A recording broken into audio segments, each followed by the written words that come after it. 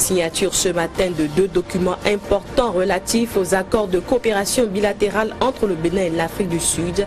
C'est pour renforcer leurs liens de coopération vieillis de plus de 20 ans.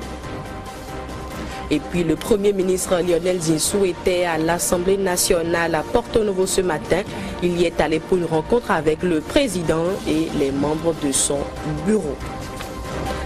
Voilà pour le sommaire. Bienvenue, bonsoir à toutes et à tous. Le vice-premier ministre chargé de l'enseignement supérieur a donc rencontré ce matin les enseignants de l'université d'Abomey-Calavi et le rectorat.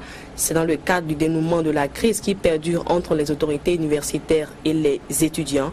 Le différend est, il faut le rappeler, lié à l'instauration d'une session unique pour les évaluations et à l'issue d'une longue négociation, l'autorité des enseignants ont retenu une solution. Les détails avec Bergedor Adjiou.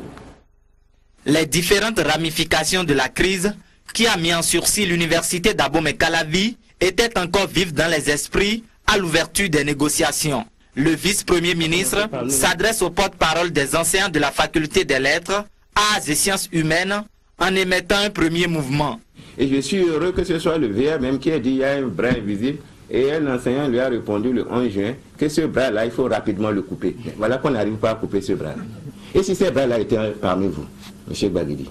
Oui, je vous parle de façon formelle. Et si ce bras-là était aussi au rectorat? Je vous parle là aussi de façon formelle. Donc, quand tu es responsable à partir de là, tout à fait tranquillement, on dit comment on s'en sort. Et pour s'en sortir définitivement, une solution est retenue de commun accord après un entretien privé entre l'autorité, les enseignants et le rectorat. Le dénouement tient compte de la mise en application du système LMD et contient également une mesure exceptionnelle. Les enseignants de la dite faculté ont accepté d'organiser le rattrapage à 2 niveaux. Premièrement, au niveau des délibérations de fin de semestre. Deuxièmement, à la fin des évaluations des semestres pairs, à savoir les semestres 2, 4 et 6, il sera organisé de façon exceptionnelle. Et pour la dernière fois, un rattrapage des semestres impairs 1, 3 et 5, dont les modalités seront définies au niveau de chaque département et qui sera destiné aux étudiants absents aux premières évaluations des semestres 1, 3 et 5. Ça dit que les étudiants demandaient un rattrapage et je considère à mon niveau qu'ils ont eu 2 rattrapages. 2 rattrapages. Le premier rattrapage, c'est au niveau des délibérations. Vous me permettez qu'on ne rentre pas dans les détails. Le deuxième rattrapage, c'est là où il faut remercier les enseignants, ils viennent de lire ça. Et ce que nous avons ajouté, c'est que la mise en œuvre, puisque c'est quand même quelqu'un qui va mettre ça en œuvre, la mise en œuvre, c'est au niveau de la faculté, au niveau de la pédagogie que ça va se faire. Donc vraiment, merci beaucoup. Une autre rencontre décisive est prévue dans l'après-midi de ce vendredi entre le vice-premier ministre et les étudiants. C'est la réunion de tous les possibles censée mettre fin à une crise qui s'apparente désormais à un choc des générations. De son côté, le ministre de l'Enseignement secondaire a reçu en audience hier après-midi une délégation de l'Alliance française pour le développement avec à sa tête le directeur de la région Afrique. C'était l'occasion de faire le point des retombées de la coopération entre les 2 pays. Le point avec Noura Gbema et Julien Quenon. L'objet de cette rencontre du directeur Région Afrique de l'Agence française pour le développement avec le ministre Soumanou est de faire le point de la coopération France-Bénin dans le domaine de l'éducation secondaire et professionnelle. Une coopération qui a permis au président Hollande de signer avec le gouvernement béninois au cours de sa visite une subvention d'environ 6 milliards de francs CFA au profit du renforcement de la qualité de l'enseignement sous toutes ses formes. Je crois qu'elle est assez considérable. Nous disions juste à l'instant avec Monsieur le Ministre que entre donc le projet qui a été signé aujourd'hui en présence des 10 millions d'euros en faveur de l'enseignement secondaire donc du Bénin, en faveur quantitative de l'enseignement secondaire et professionnel. La coopération entre la France et le Bénin, qui témoigne de la solidarité agissante, aura pour bénéfice l'atteinte des objectifs dans le domaine de l'éducation, dans l'amélioration du système de gratuité de l'enseignement et autres. Un fait qui réjouit d'ailleurs le ministre en charge de l'enseignement technique et de la formation professionnelle. Moi, je suis très heureux d'avoir 10 millions d'euros de subventions. Il faut lutter contre la disqualité. Aujourd'hui, c'est ce que nous constatons. Et cette disqualité, cette mauvaise qualité de notre système éducatif comporte plusieurs sources. L'effectif pléthorique dans nos salles de classe. Le gouvernement fait assez d'efforts. Cette année, plus de 1200 salles de classe ont été construites. Près de 5000 enseignants, nouveaux enseignants ont été recrutés pour lutter contre l'exode rural, mais pour lutter contre le chômage aussi. Les ressources qui vont être mises à disposition serviront entre autres à la création de lycées techniques, de centres de formation et surtout à l'acquisition des équipements pour l'amélioration de la formation professionnelle. D'autres subventions annoncées seront bientôt signées et seule une gestion efficace et efficiente des fonds permettront vraiment de booster l'enseignement au plan national afin de fixer chaque jeune dans sa localité. L'Université d'agriculture de Kétou vient de nouer un partenariat avec l'International Institute of Tropical Agriculture. Le partenariat devrait permettre aux étudiants de l'UAK de bénéficier d'une formation de pointe et faire de véritables professionnels dans le secteur agricole. Le point de la cérémonie avec Emma Rodonou et Thibaut Rolopé. Signature de documents, poignée de main et accolade. Le cérémonial consacre la naissance d'un partenariat entre l'Université d'agriculture de Kétou et l'Institut of Tropical Agriculture, ITA. L'ITA étant un institut de recherche en agriculture, l'Université d'agriculture de Kétou veut savoir compter avec lui pour perfectionner la formation de ses étudiants appelés à donner une nouvelle impulsion à l'agriculture béninoise. Ceux qui tiennent l'agriculture, le poumon économique, ceux qui tiennent ce secteur névralgique pour le Bénin, les jeunes sont en ville pour faire Zémian. Ça veut dire que nous sommes confrontés à une réalité aujourd'hui, et si on ne prend pas très vite les dispositions qui s'imposent, nous allons nous retrouver face à une situation calamiteuse. Et c'est cela, le message fort qui a été transmis à travers cette signature de partenariat. Nous devions, nous, universités, institutions internationales comme l'ITA, nous devions en être conscients et nous engager réellement à former des jeunes guerriers et qui se consacrent au métier de l'agriculteur. Et puis ensemble, donc, d'avoir une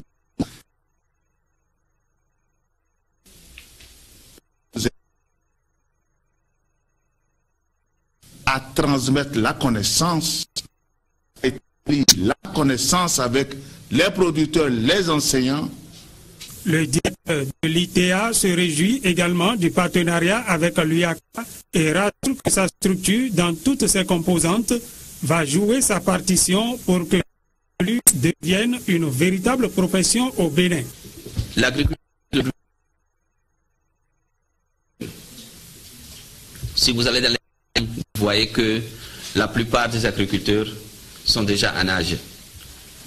La jeune génération ne s'intéresse pas à l'agriculture parce que c'est trop pénible, c'est pas professionnalisé, c'est organisé. Donc on a vraiment besoin de mettre toutes les forces ensemble pour produire une génération de jeunes agriculteurs. Et pour faire ça, on a besoin de formateurs. Et je crois que c'est ça l'importance de cette université, pour former des jeunes à devenir des agriculteurs professionnels.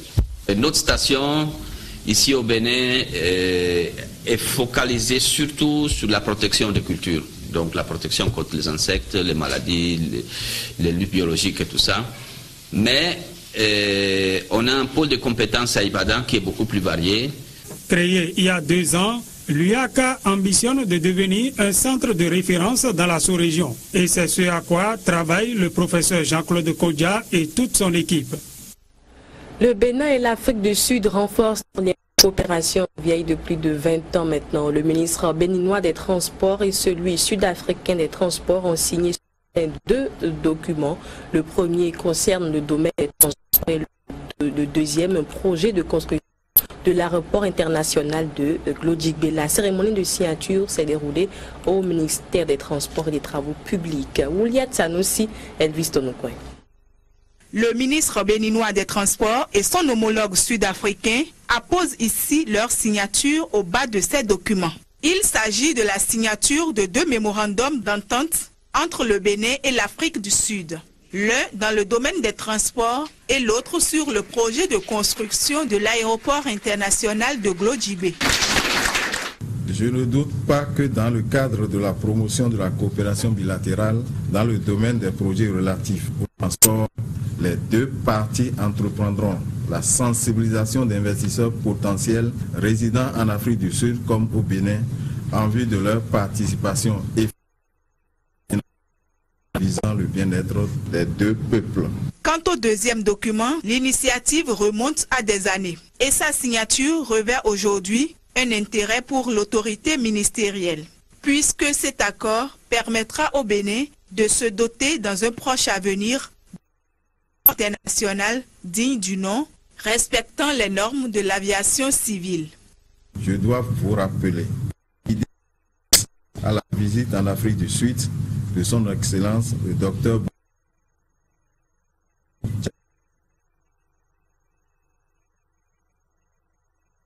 Béninois et Sud-Africains ont décidé d'œuvrer à la réalisation du projet par le principe de BOT, Build Operated Transfer. L'Afrique du Sud est engagée à accompagner le Bénin dans le développement des transports et des infrastructures aéroportuaires et portuaires. La coopération bilatérale envisagée portera sur plusieurs domaines.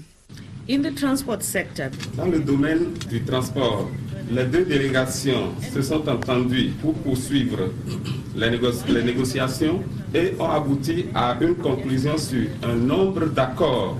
L'une de ces conclusions est l'accord bilatéral des services aériens, aussi bien que l'accord mutuel sur le transport et les affaires connexes. La responsabilité des deux parties est ainsi engagée. Face au ministre sud-africain des Transports, Gustave Sonnon a pris l'engagement de veiller à l'aboutissement heureux de ces projets. Un échange de présents entre les deux personnalités a mis fin à la cérémonie. Bien avant la signature des accords, l'hôte du Bénin a été reçu en audience par le ministre des Affaires étrangères. En fin de séjour au Bénin, la mission de supervision du projet d'urgence de gestion environnementale en milieu urbain PUGEMU, dépêché par la Banque mondiale, a échangé ce matin avec le ministre de l'Urbanisme à la faveur d'une audience. Il était surtout question des principaux constats et recommandations prises pour l'atteinte des résultats escomptés. Les propos du chef de délégation et du ministre de l'Urbanisme sont recueillis ici par Narcisse Alossé et Racheli Soubéo. Je tiens à vous dire, monsieur le ministre, que c'est à cause des performances de ce projet-là qu'on a donné des fonds additionnels qui coûtent à peu près 46,4 millions de dollars. Tout ça montre qu'on a une équipe très très solide qui suit les travaux.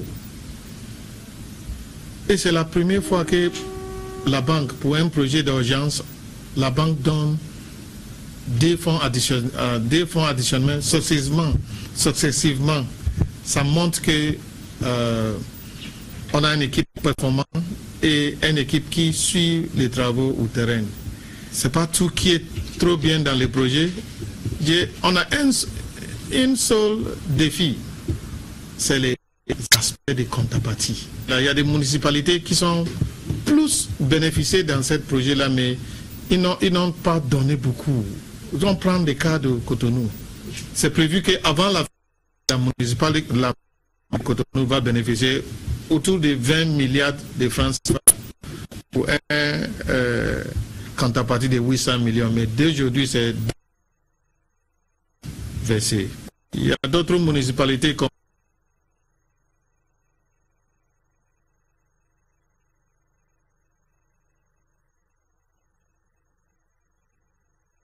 qui fait plus. Quoique au budget national, on fait le mieux qu'on peut. Mais les bénéficiaires directs, ce sont les municipalités. Et je crois, avec votre observation, nous allons les rencontrer et faire le point des ressources dont elles bénéficient, leur contrepartie, et leur montrer la nécessité que pour que ce projet puisse avoir un terme heureux, il faut leur contrepartie pour la réalisation des ouvrages prévus. D'ici là, lorsque les nouvelles équipes vont se mettre en place, nous allons les rencontrer et leur poser réellement le problème, puis c'est un engagement qu'elles ont pris, et il est normal qu'ils respectent ces engagements. Le Premier ministre Lionel Zinsou était aujourd'hui au siège de l'Assemblée nationale à Porto Novo pour une rencontre avec le président et les membres de son bureau. Suivez ici ses propos à la fin de la rencontre. Il est au micro de Emma Roudonou et Dintidjan. D'abord, je voudrais remercier le président de l'Assemblée nationale, remercier les membres du bureau. C'était avec un préavis court, alors que nous étions hors session. Néanmoins, le bureau a accepté cette rencontre. C'était vraiment pour dire le respect de l'exécutif pour ma prise de fonction. Nous construisions ensemble avec l'Assemblée nationale. Comme vous savez, je suis l'activité de l'Assemblée nationale, le développement économique, l'évaluation des politiques publiques et tout ce qui tient à la promotion de la gouvernance, y compris quelque chose de très important qui est le dialogue social. C'est aussi la gouvernance qui intéresse le secteur privé, le secteur public, avec les partenaires sociaux. Ce sont des sujets qui sont centraux pour la représentation. Je crois ensemble sur les textes de loi. Nous avons beaucoup parlé à l'initiative des membres du bureau qui l'ont suggéré avec vigueur de ce qui est évaluation et impact des textes existants, de façon à faire un travail législatif qui...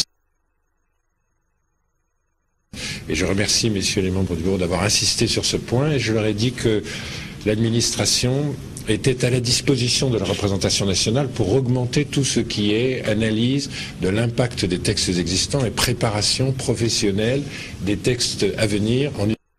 Nous avons de bons statisticiens, nous avons une bonne équipe d'évaluation, il est à la... naturellement. Donc nous avons... C'était vraiment... Je viens saluer la représentation nationale. Nous sommes dans une année qui est politiquement une année très riche. Les années très riches politiquement...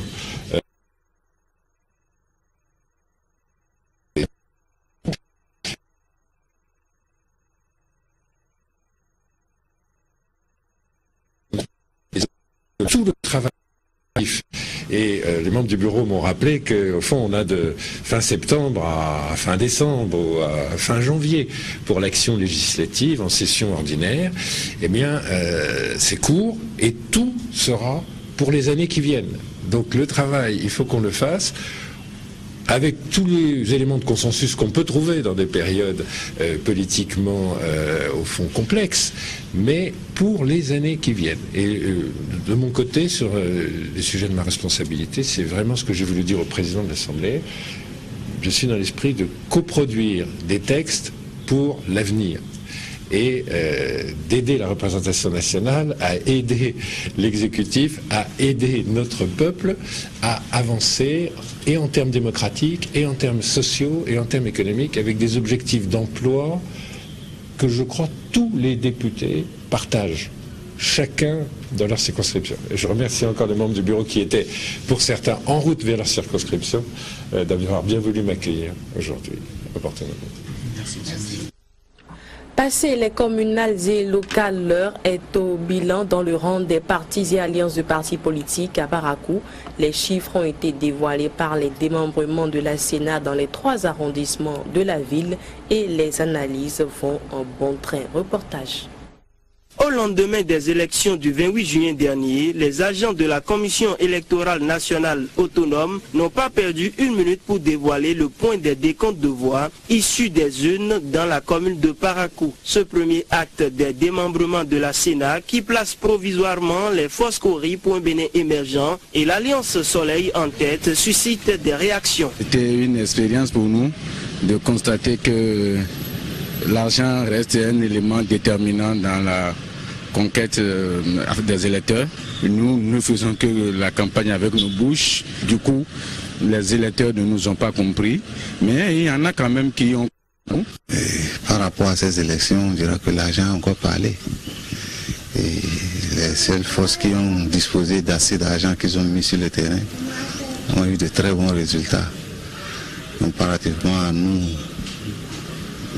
qui n'en avons pas eu assez, nous avons eu, en tout cas, ce que nous avons eu. Je crois que ceux-là qui seront très prochainement à la tête de la mairie de Parakou savent bien qu'ils sont venus là par le pouvoir de l'argent, ce qui n'est pas bien pour le développement de Parakou. Dans le camp des grands vainqueurs, le son de cloche est tout autre. Je vous avoue que j'ai également mouillé le maillot. Ça n'a pas été du tout facile sur le terrain parce que nous avons retrouvé en face de nous un adversaire très coriace.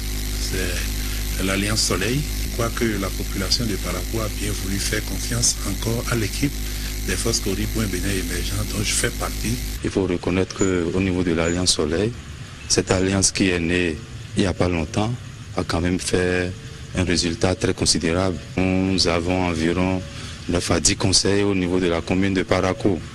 Donc il faut reconnaître que l'Alliance Soleil s'est vraiment battue. Cette victoire des Foscori pour un Bénin émergent, reconnu par leurs adversaires, est perçue comme le choix de la continuité. Mais les mêmes causes, dans les mêmes conditions, produisent les mêmes effets. Ce sont les mêmes qui se retrouvent là, mais je prie Dieu qu'en jetant toutes ces graines à terre, que la bonne arrive à trouver au moins la terre fertile autour pour pouvoir pousser. Quelques problèmes avec cet élément, nous y reviendrons dans nos prochaines éditions. Des ouvriers du chantier de construction de la route Commun-Lokossa-Dogbo sont mécontents. Ils dénoncent le traitement que l'entreprise Ebomaf en charge des travaux leur inflige depuis le démarrage des activités. La dernière goutte qui a fait déborder le vase est bien sûr le montant que l'entreprise, à travers un cabinet conseil en gestion d'entreprise, a voulu leur verser comme salaire du mois de juin dernier. Précision avec le porte-parole au micro de Geoffroy Messan et Florent Do. Le 1er juillet 2015, on a constaté que le Ebomaf devait nous payer depuis le 28 passé. Il ne nous a pas payé. Et depuis le 20 du mois passé, ils nous ont dit d'aller à la maison, qu'il n'y a pas de travail. On ne sait pas ce qui s'est passé. Tout le monde, on a garé notre engin, les camions, tout on a garé. Mais suite à cela, on devait nous payer nos salaires intégralement. On est venu aujourd'hui le 1er, croyant qu'on va nous payer. Et il y a une agence de gestion qu'on appelle CEFI, qui dit, lui, il nous gère. Lui, il gère nos salaires. L'entreprise nous paie. Lui, il va gérer après. Maintenant, on est venu, au lieu de nous payer, ils ont dit on va nous payer les 5 jours, nous les agents permanents. On ne sait pas qu'est-ce qui les amène à nous payer les 5 jours. On a eu déjà fait 9 mois, 8 mois, 6 mois, 7 mois, 5 mois, 4 mois avec eux. Maintenant, on est venu, on a posé le problème à notre DT, le nouveau DT qui est arrivé parce qu'il y avait un DT qu'ils ont changé.